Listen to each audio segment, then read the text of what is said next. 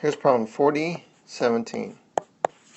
A photon collides with an electron. After the collision, the wavelength of the scattered wave is, well, this is the Compton effect. We know that the difference between the wavelength of the scattered wave and the original wavelength is equal to the Compton wavelength times 1 minus cosine theta, where theta is your scattering angle.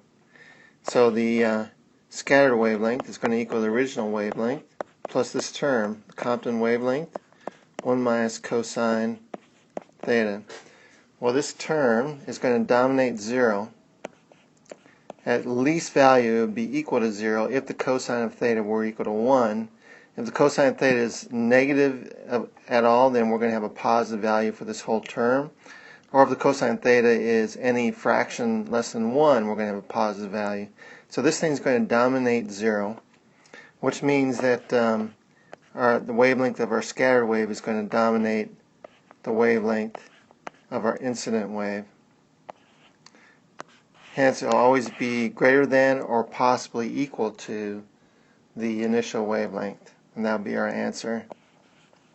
Greater than or equal to